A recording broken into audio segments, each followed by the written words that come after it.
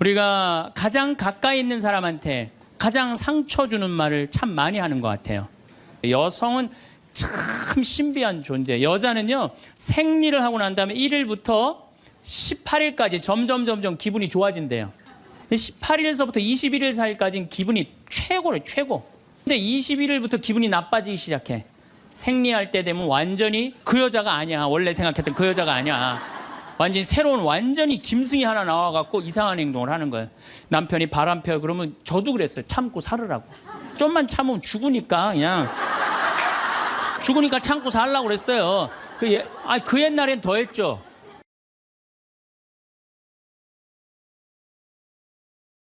인간이 살아가면서 말처럼 중요한 것이 없습니다.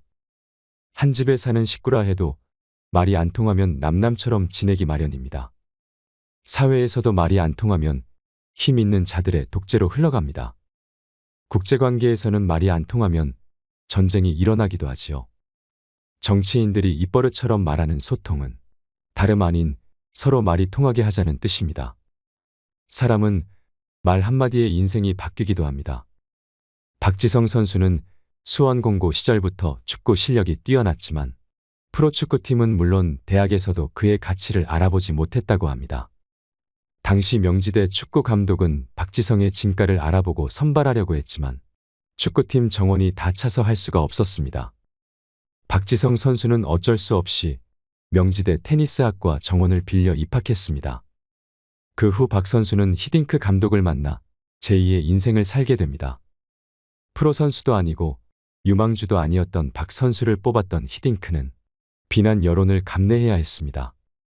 미국 골든컵에서 부상을 입고 좌절하고 있던 박 선수에게 히딩크는 통역을 통해 한마디 건넵니다. 당신은 훌륭한 선수가 될 자질이 있다.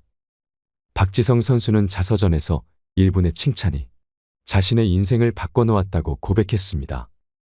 그때부터 자신 있게 모든 경기에 임했던 박지성 선수는 세계적 축구 명문 구단인 영국 맨체스터 유나이티드에서 뛸 만큼 세계적 축구 선수가 됐습니다. 말과 말하는 사람에는 등급이 있습니다. 생명을 살리는 말씀을 하는 사람이 있는가 하면 좋은 열매를 맺는 말씨를 뿌리는 사람, 기분을 나쁘게 하는 말투를 가진 사람이 있습니다. 자살을 결심한 천주교 신자 한 명이 죽기 전 마지막으로 미사에 참례하러 성당에 갔다고 합니다. 그날따라 신부님 강론 말씀이 위로와 용기를 줬답니다. 결국 마음을 바꿔 성당을 나오면서 열심히 살아보기로 했습니다. 이것이 바로 생명을 살리는 말씀입니다. 마틴 루터 킹 목사는 1960년 흑인에게 투표권이 주어지지 않았을 때 I have a dream이라는 연설로 많은 흑인의 가슴에 희망을 심어줬습니다. 나는 피부 색깔로 사람이 평가받지 않고 그 사람의 인격에 의해서 평가받는 세상이 오기를 꿈꾸고 있습니다. 그 유명한 연설은 오늘날 미국 사회가 흑인 대통령을 선출하는 역사로까지 발전하는데 큰 몫을 한 말이 됐습니다. 말을 가장 험하게 쓰는 관계는 가족 간입니다. 특히 자식이 부모 뜻대로 되지 않을 말을 함부로 하는 경우가 많습니다. 공부를 못하면 죄인으로 여기는 대한민국 자식들에게 좋은 말로 격려해주는 부모가 얼마나 있을까요?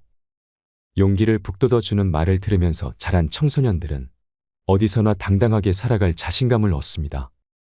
특히 어린아이에게 무심코 뿌린 말씨는 그 아이 인생을 결정하기도 합니다. 2009년 한 방송사에서 한글날을 맞아 재미난 실험을 방송한 적이 있습니다. 밥을 지어서 한쪽에는 아나운서들이 고마워, 사랑해, 보고 싶었어 같은 긍정적 말을 하게 하고 다른 한쪽에는 꼴 보기 싫어, 쳐다보기도 싫어라는 부정적 말을 하도록 했습니다. 한 달이 지나자 놀라운 일이 벌어졌습니다. 좋은 말을 한 밥에는 향기가 나는 하얀 누룩이 핀 반면 부정적 말을 한 밥은 새카맣게 썩어버렸습니다. 하다못해 밥도 말 한마디에 이처럼 반응하는데 사람은 어떨까요? 현대인들은 입만 열면 힘들어 죽겠다, 이렇게 사느니 죽는 게 낫다는 말들을 많이 합니다. 살아가는 일이 얼마나 큰 축복인지 모르는 채 복을 날려버리는 말 한마디가 될 수 있습니다. 좋은 말에는 복이 따라오게 돼 있습니다.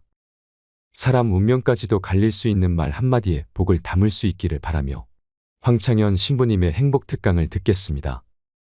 영상이 마음에 드신다면 구독과 좋아요, 알림 설정 부탁드립니다. 우리가 가장 가까이 있는 사람한테 가장 상처 주는 말을 참 많이 하는 것 같아요. 그래서 여러분들 부부끼리 서로 기분 나쁠 때가 있어요. 그럴 때 이렇게 뭐 감정적으로 생각하거나 극단적으로 생각할 필요가 없을 것 같아요. 왜 그렇게 생각하실 필요가 없느냐면 지금 종자가 다른 종자가 이상한 행동을 하고 있다. 이렇게 생각하면 좀 마음이 좀 편안해요. 저 사람이 날 미워해서 그러는 게 아니다. 더욱이 여성이라는 이 성은 제가 남성이기 때문에 그런 걸 많이 느껴요. 여성은 참 신비한 존재. 여자는요, 생리를 하고 난 다음에 1일부터 18일까지 점점 기분이 좋아진대요. 18일서부터 21일 사이까지는 기분이 최고래요, 최고. 근데 21일부터 기분이 나빠지기 시작해. 생리할 때 되면 완전히 그 여자가 아니야. 원래 생각했던 그 여자가 아니야. 완전히 새로운 완전히 짐승이 하나 나와갖고 이상한 행동을 하는 거예요. 그러니까 여자는 기분이 좋고 나쁘고 너무 분명해요. 좋을 때는 한없이 좋고 나쁠 때는 또 한없이 나쁜 경우가 있어요. PMT라고 이게 여자는 그 생리 전 긴장감이 있대요. 이 현상이 있어갖고 여자의 감정을 남자들이 내 마음으로는 난 도저히 이해가 안 돼. 이 주기를 몰라서 그래요. 더욱이 여자가 한 18일에서 21일 사이는 기분이 얼마나 좋으냐면은 처녀 때도 이때 만약에 파티장에 가고 술을 먹는데 남자를 보면은요 모든 남자가 다 멋있게 보인대요.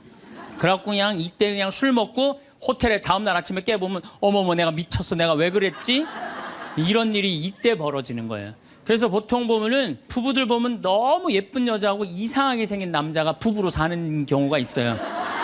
이 경우는 18일에서 21일 사이에 만난 경우에 이 경우는 전혀 어울리지 않는데도 같이 사는 경우가 있어요. 그걸 뭐 번개 맞은 사랑, 운명 같은 사랑 그런 거 아니에요.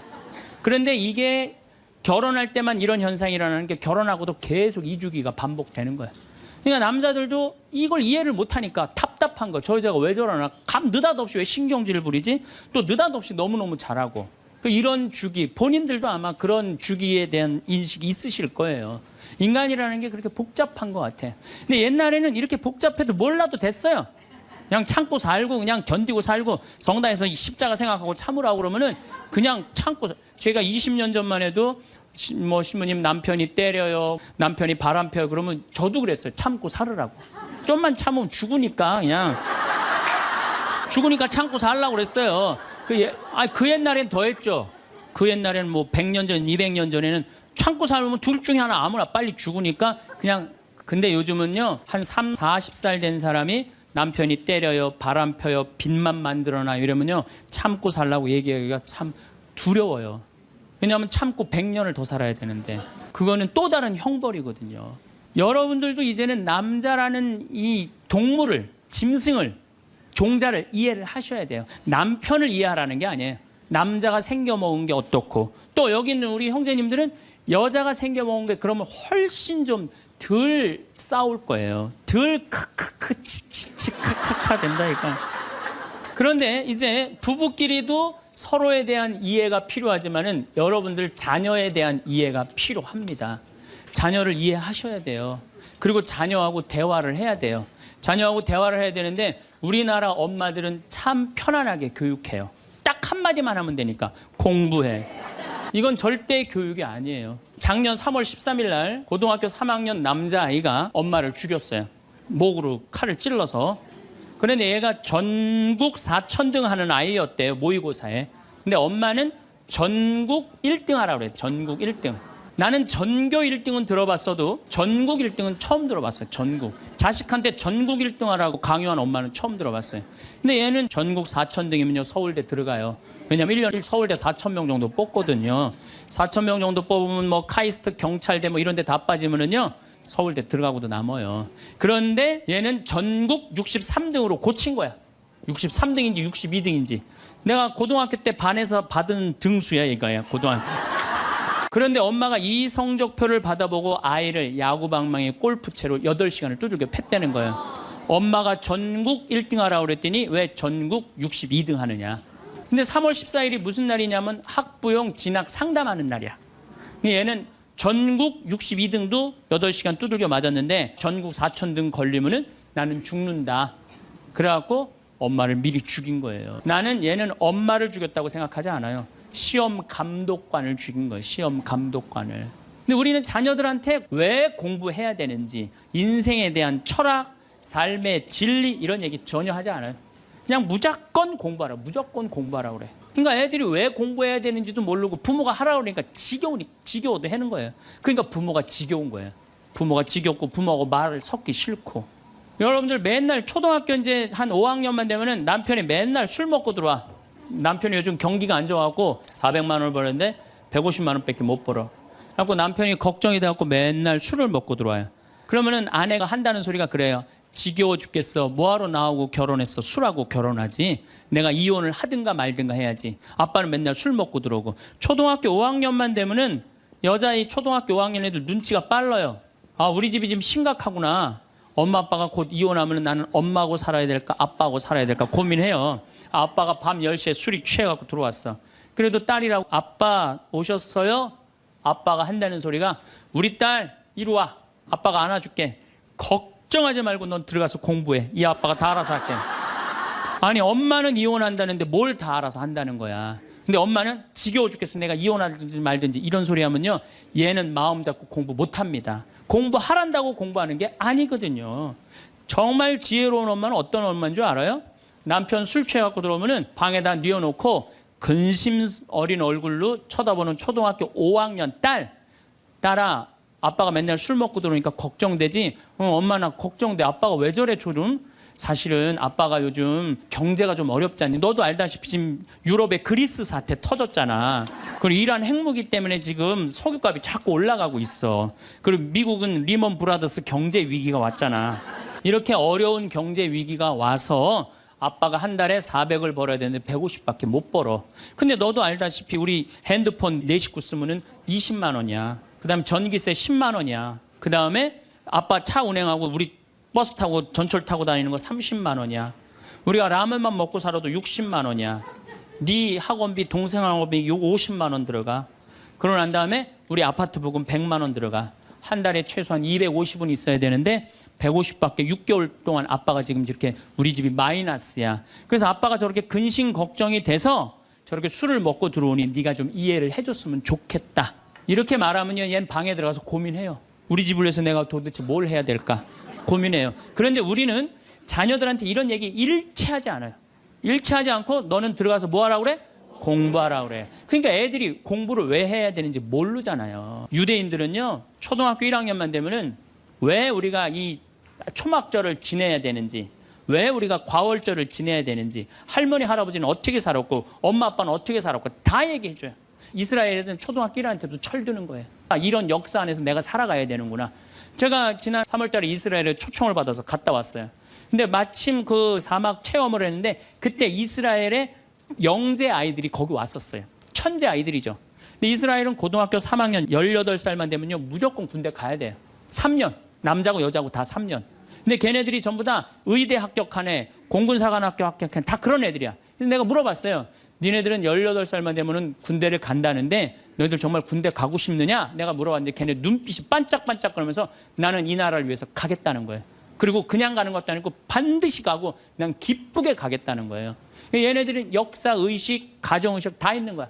우리나라 애들은 20년 동안 역사 얘기도 안 듣고 사람 살아가는 도리 얘기도 안 듣고 무조건 뭐만 하라고 그래? 공부만 하라고 그래.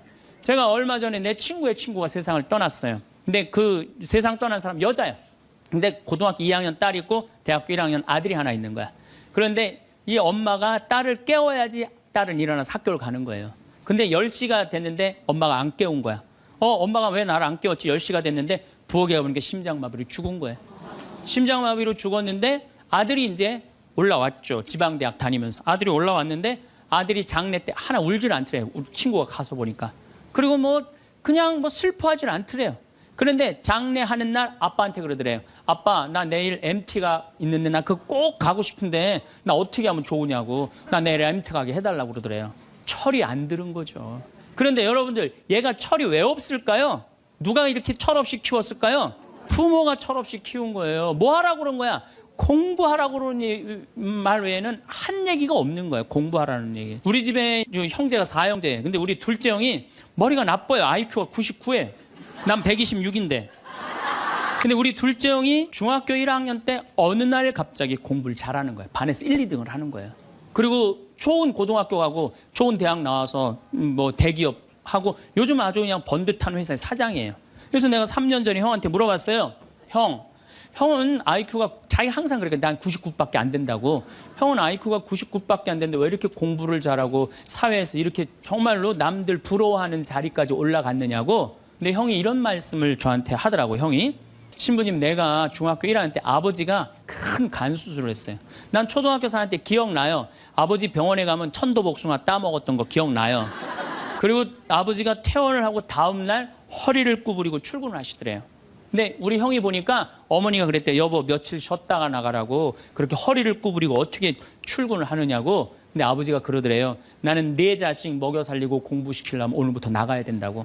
그 일주일 동안 99짜리 IQ가 지켜본 거예요. 지켜보면서 자기가 그런 생각을 했대요. 내가 저 아버지를 위해서 해야 되는 건 공부다. 그래갖고 이 99 IQ가 코피가 터져가면서 공부를 한 거예요. 근데 그 아들은 내가 봐도 그때부터 효자인데 지금까지도 효자예요. 왜? 부모의 삶에 동참했기 때문에.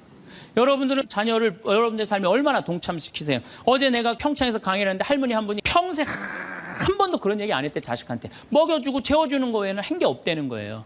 여러분들 개는요 10마디 알아듣는데요. 기다려, 앉아, 손, 엎드려 이 정도 알아듣는데요. 그리고 원숭이는 한 30마디 알아듣는데 자기네들끼리도. 사람은 적어도 하루 한 집에서 살면서 10,000마디는 해야 된대요. 근데 우리가 자녀들한테 무슨 얘기해? 일어나, 밥 먹어, 학교 가, 숙제, 공부해, 시험은 10마디 정도밖에 안 한 거야. 20년 동안. 하느님을 사랑하는 거, 사람을 사랑하는 거, 살아가면서 사람의 도리, 우리 집안의 내력, 그런 얘기 생전 안 하는 거예요. 생전.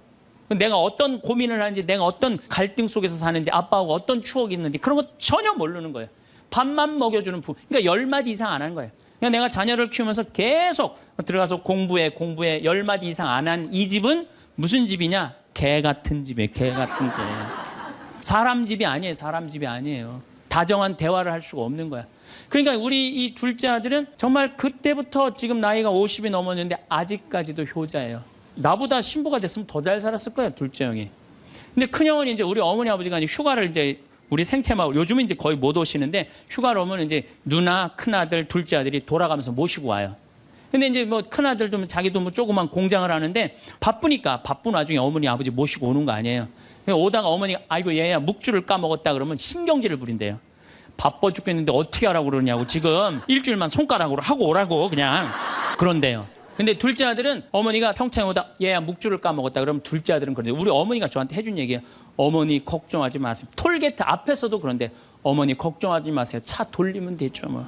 그리고 그 차를 돌려갖고 30분 동안 집에 가서 그 묵주를 찾아서 모셔다 드린다는 거예요. 그러니까 부모가 불편한 게 싫은 거야. 왜? 이 자식은 중학교 1학년 때부터 누구의 삶에 동참한 거야? 부모의 삶에 동참한 거야. 여러분들은 자녀들을 언제부터 삶에 동참시켰어요? 부모가 속이 썩는지 아빠가 힘든지 고통스러운지 그런 건 하나도 얘기 안 하잖아요. 그리고 너는 뭐만 하면 돼? 공부만 하면 되는 거야. 저는 요즘 우리 사회가 지금 굉장히 거칠다 그래요. 왕따, 그다음에 학원 폭력, 성폭력, 충격적인 사건들이 많이 벌어지잖아요. 내가 보기에는 이거는 다 집안에서 말이 안 통해서 그래. 부모가 진리를 애들한테 알려줘야 될 거 아니야. 진리를. 그리고 하느님의 사랑도 알려줘야 되고. 근데 그런 얘기 생전 안 하는 거예요. 저는 요즘 무슨 대책 막 낼 때 정말로 한심해요. 그런 대책으로는 해결이 안 돼요. 저는 중학교 때 성당을 이틀 갔어요. 토요일 날, 일요일 날. 뭐 이틀 간 게 아니라 6일이면 6일 다 갔죠. 7일이면 7일 다 갔어요, 성당. 매일 가서 성당 살았어요. 그 성당 가면은 매일 교리 배우고, 거룩한 거 배우고, 진리 배우고, 사람 사랑하는 거 배우고, 사람 배려하는 거 배우고. 그랬잖아요. 학원이 무슨 학원이야. 토요일 날에는 맨날 친구들하고 이 순교자 성월에는 유대철 내가 그때 주인공 됐었어. 유대철 연극하고 성탄 때는 또 저기 뭐 성가 연습하고 문학적으로 심성적으로 신앙생활을 했을 때는 아이들이 거룩하고 그중에 또 뭐 신학교 간 뭐 학사님 있으면 그 학생이 너무너무 부러우면 나도 한번 신부로 살아볼까. 또 수녀원 간 사람 있으면 또 이 여자아이들도 나도 저렇게 아름다운 수도자로 살아볼까. 그런 문화가 있었다고요. 근데 우리 천주교만 그런 게 아니라 자라보면 교회 다니는 애들, 절에 다니는 애들 다 그렇게 자랐어요. 그러니까 심성이 예쁘게 자라는 거죠. 근데 요즘 애들은 뭐만 해요? 공부만 해요. 그러니까 심성이 예쁘게 자랄 수가 없는 거예요. 아무리 대책을 발표해봐요. 소용이 없는 거예요. 그래서 나는 진짜 똑똑한 정치인이라면은 토요일 날, 일요일 날 신앙생활 하게 해야 돼요. 똑똑한 정치인들이라면. 그 문화생활 하게 해야 돼, 애들이. 절대 공부를 하면 안 돼요. 토요일 날, 일요일 날은.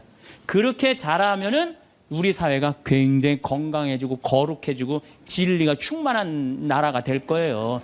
공부한다고 되는 일이 아니에요. 공부한다고. 그러니까 자식들하고 대화를 하려고 해도 대화를 해본 적이 있어야지 대화를 할 거 아니야. 공부하라는 말 외에는 해본 적이 없는데. 그래서 엄마 명동에 어때? 좋았어? 좋았어. 어떻게 좋았어? 그냥 좋았어. 넌 들어가서 빨리 공부해. 자, 그렇다면 내가 어떻게 하면 대화를 잘할 수 있을까? 말을 잘할 수 있을까? 첫 번째, 들어라. 우리가 이게 부족해요. 듣는 게 부족해.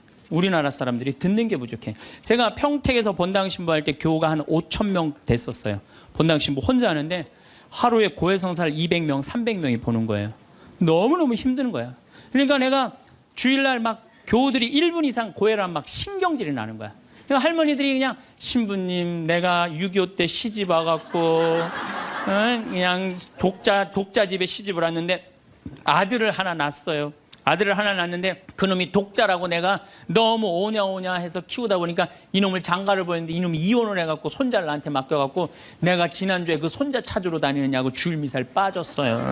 아, 주일미사 빠졌는데 왜 6.25 전쟁부터 시작을 해. 그래서 내가 교우들한테 항상 교육할 때 죄는 간단히 죄 진 것만 얘기해라. 과정은 설명하지 말고. 그러니까 참 교우들도 결론만 얘기하는 게 참 답답할 거 아니야. 고해소에서 그 답답한 속을 털어놔야 되는데 신부님은 막 200명, 300명 줄은 기다리고 있고. 근데 내가 능평이라는 데 본당 신부를 딱 갔는데 교우가 500명이야. 딱 10분의 1이야. 고해소에 들어가고 성물돌 끝났는데도 들어오는 사람이 아무도 없는 거야. 너무 심심한 거예요. 그래갖고 이제 고해소에 딱 들어오면 너무 반가운 거예요. 그래갖고 신부님 저 시어머니를 미워했어요. 그럼 평택에서는 4계명 부모에게 효도하라고 그랬는데 미워하면 안 된다. 예수님이 십자가 생각하고 시어머니한테 잘해라. 딱 간단해. 그렇게 했는데 능평에서는 이 자매 나가면 이제 아무도 안 들어오니까 왜 시어머니를 미워하는데요? 아이 뭐 내가 시집을 왔더니 그냥 손자하고 그냥 고모하고 그냥 남편만 하고 나는 그냥 완전 식모 취급하고 친정에도 못 가게 하고 아유 그러면 안 되지. 그 시어머니 며느리한테 밥 얻어먹으면서 정신 나간 시어머니네. 그러면은 그 자매가 신이 나는 거지. 신이 그것뿐만 아니라 내가 혼수 살림 얼마나 구박을 많이 받았는지 몰라요. 그러면은 내가 이제 아유 정말 늙으면 그거 정말 다 그래. 하여튼 자매님 참 그런 집에서 힘들게 산다. 그러면 막 눈물 콧물 흘려가면서 시어머니 욕을 바가지로 해요. 그러면서 자매가 신부님 이렇게 시어머니 욕해도 되느냐고 걱정하지 말라고. 여긴 비밀이 지켜지는 데니까 걱정하지 말라고. 그러니까 한 20분 정도 막 실컷 시어머니 욕하면은요. 대부분의 며느리들이 뭐라고 그러냐면 신부님 꼭 시어머니가 있어서 불편한 것만은 아니에요. 시어머니가 애도 봐주고 반찬도 이런 거 저런 거 해줄 때는 나 너무너무 좋아요. 아 그런 것도 있어요. 예. 신부님 이번 사순절을 맞이해서 내가 우리 성가정 만들려니까 내가 시어머니한테 내가 잘할게요. 아유 뭐 잘하면 좋죠. 반찬도 맛있게 하고 한 번 더 웃으면서 얘기할게. 아유 훌륭하십니다. 나는 한 게 아무것도 없어. 아유 그러느냐고. 그러면 자기가 고해하고 자기가 훈화하고 자기가 보속하고 자기 결심까지 다 하기가 나가. 말은요 들어주기만 하면 돼요. 여러분들 친구들하고 무슨 상담할 때 지적질할 필요 하나 없어요. 나이 50, 60 넘어갔고 너 그러니까 네가 그 꼴로 사는 거야. 그러면 그 자기 속 얘기하는 사람이 너 그러니까 그 꼴로 사는 거야. 그럴 때 아유 맞아 내가 그래서 내가 이 꼴로 사나 보다. 그럴 것 같아. 기분 나빠할 것 같아요. 당연히 기분 나빠하죠. 당연히. 우리 집에 많은 그 중고등학교 학교 다니기 싫어하는 애들을 데리고 와요. 요즘 내가 바빠서 거의 상담을 못 하는데 데리고 오면은 얘가 학교를 안 간다는 거예요. 중학교 2학년, 3학년 애가 학교를 관두겠다는 거예요. 그러면 내가 많은 경우 상담을 하면은 거의 90%는 그랬던 것 같아요. 너 학교 많이 다니기 싫으니? 네, 다니기 싫어. 그럼 관둬. 뭐 다니기 힘들고. 아, 신부님한테 다니라고 설득하러 데리고 왔는데 신부님이 뭐라 그래? 나는 이제 그렇게 마음 먹고 애가 오는 거예요. 저 엄마가 날 저기까지 데려간 거는 나를 학교를 다시 다니게 설득을 시키려고 저 신부를 만나게 해주는구나. 근데 내가 관도 뭐하러 다녀? 내가 엄마한테 자세히 얘기해 줄 테니까 너 관도. 근데 왜 다니기 싫은데 이거 이유가 뭐야? 그럼 공부도 따라가기 힘들어. 그래 맞아. 한번 따라지면 그거 못 따라가. 너 있잖아. 너는 머리로 살 놈이 아니라 내가 보기엔 몸으로 살 놈이다 너. 너 우리 생태마을에 와갖고 농사나 져라. 그러면 이제 자기 친구 얘기, 부모한테 섭섭한 얘기 다 해요. 그럼 아, 얼마나 힘들었겠니. 수업 시간에 조는 이유가 있지. 이해를 해야지 알아서 볼 거 아니야. 이해도 안 되는데 눈 뜨고 쳐다보고 있는 거 쉽지 않지. 호심이 그거 어떻게 알았냐. 다 내가 옛날에 해봐서 알아. 한 1시간 동안 얘 공감, 동감 해주고 고개만 끄덕여주면요. 얘네들이 거의 끝날 때 뭐라 그러는지 알아요? 신부님 막 그래도 아무리 생각해봐도 중학교는 졸업해야 될 것 같아요. 아니야. 중학교 졸업할 필요 없어. 나중에 네가 철 들으면 졸업해도 돼. 자퇴 그냥 하는 걸로 하자. 아니에요, 신부님. 중학교 졸업하는 게 나을 것 같아. 그래? 그러면 가서 한번 다녀봐. 다니다 힘들면은 꼭 나한테 얘기하면 내가 꼭 엄마한테 얘기해 줄게. 그래서 중학교, 고등학교, 대학 졸업한 애들 많아요. 아직도 연락하는 애들이 많아요. 신부님 감사하다고. 황창현 신부님의 행복 특강 잘 들으셨나요? 정말로 우리는 가장 가까이에 있는 사람한테 가장 상처를 주는 말을 하는 것 같습니다. 황창현 신부님은 내가 기분 나쁜 일이 있을 때 감정적으로 생각할 필요가 없다고 말씀하십니다. 그냥 나와 다른 사람이 이상한 행동을 하고 있구나 생각하면 마음이 좀 편안해진다고 합니다. 저 사람이 날 미워해서 하는 게 아니라고 생각하면 훨씬 낫다고 하지요. 여러분도 이 말에 동의하시나요? 생각보다 인간이라는 게 그렇게 복잡하지는 않습니다. 황창현 신부님께서는 이해 없이 무조건 참고만 살면, 특히 몇십 년을 더 참고 살아야 한다면 더 큰 형벌이기에 이제부터라도 남자와 여자의 종자를 이해하는 것이 중요하다고 하십니다. 그러면 훨씬 덜 싸울 수 있습니다. 여러분 오늘도 행복하셨으면 좋겠습니다. 사랑하는 가족들과 사이좋게 지내시길 바라며 더 좋은 영상으로 다시 찾아뵙겠습니다. 이상으로 책틀맨이었습니다. 지혜를 쌓는 당신의 오늘이 아름답습니다. 더 좋은 영상으로 찾아뵙겠습니다.